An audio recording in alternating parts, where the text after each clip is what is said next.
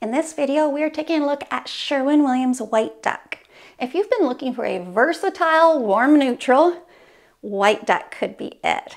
Now, you want to start by talking about its depth. White Duck has an LRV of 74, which tells us that it is just on the lower end of the off-white range. When you have colors that are in the 60s, they're light depth. Up in the 80s, we're getting more into the whites. White Duck's going to give you nice contrast with your trim, but being an off-white, and even though it's on the lower end of that range, it is going to wash out in good natural light, so you want to be aware of that. And that's not to say that's a bad thing, because it still looks light and bright and warm. You just lose some of its color, but of course that comes back at night, so...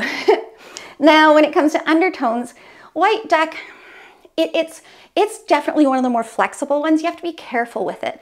It's almost like a creamy tan, and while the odd time it grabs a wink of green, it also the odd time grabs a wink of pink, and that's what happens when you get colors that aren't really committed to an undertone. They're super subject to their environment, so they're going to pick up your exposure, they're going to pick up reflections, they're going to look a certain way compared to another finish. Whereas if White Duck were super committed to yellow, it would be harder to push that yellow away. White Duck is a little uncommitted, but that's not always a bad thing. Now, if you have a north-facing room, White Duck, yes, it's going to look muted, it's going to lean into its gray a little bit, but it still offers a super passive, gentle warmth. So if you like cream colors, but you don't like yellow undertones, and just so you know, you can't get cream without yellow, White Duck can be a great choice because while it has that warm backdrop, super muted with gray, which is awesome. Now, if you have southern light, White Duck is also pretty fabulous.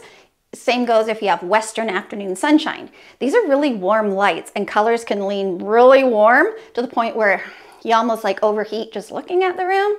Because White Duck has that great grounded neutral base, sure it'll lean warmer, but it rarely looks like it's too much. So when it comes to a color that's great for almost every exposure, it's pretty awesome. It's only if you have low light, I would say northern light, where there's not a lot of it, White Duck could maybe look a little bit dingy. You might need a color with a little bit more undertone, maybe let's say Sherwin-Williams Moderate White, Divine White, even creamy. Those are some great options. Now, you probably want to paint your trim and your cabinets, or you have a white trim color and you're wondering if White Duck will work. I've got my favorites here, so let's take a peek. Extra white. It is okay with White Duck. I have no problem with that. Oh, let's look at that one in a minute. It's a hot mess. Pure white. Yeah, pure white's great with White Duck. Love that combo. If you have cream trim and you're like, oh, I have cream trim, I really hope I can do White Duck, I can say quite confidently, it's a hard no. So that's the average cream trim. This is Sherwin-Williams Antique White. The same would go if you had Sherwin-Williams Dover White, Benjamin Moore Navajo White, Sherwin-Williams Creamy. I wouldn't do it.